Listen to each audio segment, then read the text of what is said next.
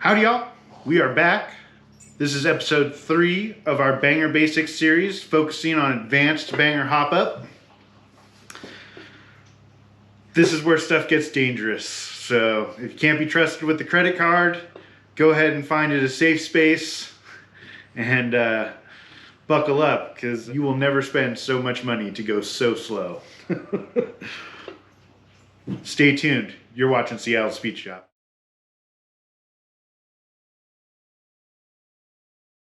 Alright, we are back with Banger Basics 3. We're going to assume you've kind of done a bunch of mods on your engine similar to our previous video, and you're ready for the next level at this point. So we're talking, you're going to want higher compression, whether it's a flathead or an overhead valve that you're running. You're definitely going to want 2 carburetors. And you're going to want to start looking at oiling system mods, maybe magnetos that are side drive, lots of different stuff to increase the performance, not only externally but internally of the engine as well. And this is really where bangers are known to be very expensive. And it's mainly because these overhead valve conversions are a huge expense, but all the required modifications to make one run well and last for a long period of time. We're trying to get you up to speed for future videos that are going to be involving the Bell Auto Parts Special Krager overhead valve engine that is in that car. More on that later. Alright, so assuming you've done the high compression head, you've upgraded your fuel system, you've got a good distributor in your motor, maybe some exhaust work. Basically everything we covered in our previous episode. At this point, I would say a Lighten Flywheel is your next mod. And the reason I say this is kind of laid out right here. This is a Model A flywheel. This is 63.5 pounds. Now this is a B flywheel. This is 55 pounds. And this is a lightened B flywheel. This is 40 pounds. This is what I run. I actually have a little bit lighter in my truck now. I believe it's like 35 pounds. When you lighten the flywheel on these things and remove that reciprocating mass, you make the engine have a much easier time revving up and revving down. It revs up and it revs down to idle quicker, like a more modern engine.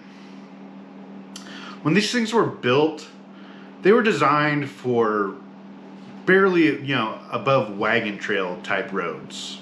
We're talking lots of mud, 2-lane, dirt roads. You needed a lot of inertia in your flywheel in those days to kind of help you get through those scenarios, and it's not really needed anymore. So I think doing this really, it's one of those huge changes to the engine that just makes it respond a lot better in more modern traffic scenarios. Now, while you're working on the flywheel, maybe you've got the engine out or you've got the transmission and the rear end out, it's a great time to think about converting to 39 transmission. We will go over that conversion at a later date and cover it more in depth. I'm just telling you that because I've had a lot of questions about transmissions in these. So once you've dealt with that, I think logical next step, camshaft, and maybe even some bigger valves, some light porting, that sort of thing. Assuming, you're still running a flathead engine. This is kind of probably where the final stopping point before you get into crazy money working on these things. At that point, we're going to start upgrading our heads to really high compressions, like 8, 8.5, 9 to 1, or doing overhead valve conversions. And there's a couple things you probably want to think about or consider when you're doing that. So it's at this point you've kind of exhausted your flathead options, and you're starting to look at overhead valve conversions. Now there's far too many made to list, and there are all sorts of different pros and cons to each one of them. That's probably a future video for us to explore. But the basics is you're gonna buy a conversion head, and then you've got to modify your block to run the push rods through the old valve pocket areas. Plus you've got all the modifications involved with making one of these last on your engine. Now, one of these heads, new or used, and yes, they do make them new. Several different guys are still manufacturing parts and for these engines. You've got your Miller Schofields, you've got the Riley 2 and 4 port, there's McDowell's, you've got Gemsa. The list is long, so you kind of just got to pick which one you like and go with it.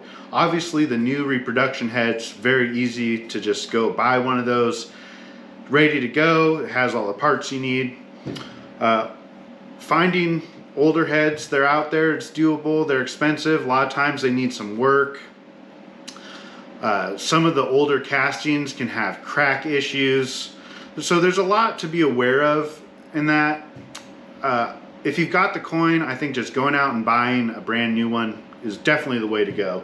And if you're building one of these engines, well, you've probably got some money to spend on that.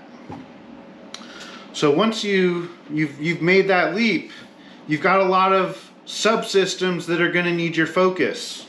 So start thinking about kind of the next step with bangers. And mainly what's going to hold you back is the oiling system. Part of the problem with making more power with these things is they don't have the type of oiling that a modern engine does, so they'll beat themselves apart. And it's a lot of expense, especially if you're paying someone else to do this for you. But you have a lot of different things you can do. You can use a stock pump and plumb oiling lines to your mains. You can drill the crank so the rods get oiled. You start seeing aftermarket oil pumps mounted to timing covers. You're going to start seeing filters run. Lots of changes, and this is expensive if you're not doing it yourself. Kind of the next step, going from Babbitt to insert bearings, is going to require special machine work. The insert bearing engines that I've seen, they either use MGB or small block Chevy main and rod bearings, which are basically make them easier to replace and kind of updates the engine to a more modern design. Finding someone to pour Babbitt and machine it can be pretty hard these days, though there are several places still doing that. At these power levels, definitely going to be having 2 carbs. A lot of guys even start doing side drive magnetos. There's just, the expense gets astronomical because all this extra stuff, I mean, it just adds up and adds up and adds up, and pretty soon you're into one of these engines for, 10, I've heard 15 grand thrown out on overhead valve engines, full meal deal kind of thing, with just all the good stuff and polished everything. I mean, we're talking a jewel of an engine. But you can buy a nice restored car for what one of those engines will cost. And I think that's kind of where bangers earn a bad reputation, is everyone looks at the high end, how much it costs and what you get, and they don't really think about how easy one of the flathead motors kept it at a reasonable compression ratio is capable of. So we're just kind of covering the basics of all this stuff because I want you to have an understanding of some of the work we're going to be doing later. The subject of that is going to be this engine here. This is a B motor with an improved Krager overhead valve. It's a crossflow head. I purchased this engine as you see here. I know nothing about the internals.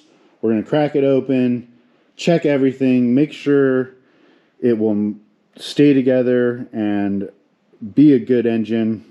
We're going to modify the oiling system and generally do a fair bit to the outside of it. Hopefully not too much to the internals, but I wanted you guys to kind of know what you're looking at before we get into this thing. Uh-oh.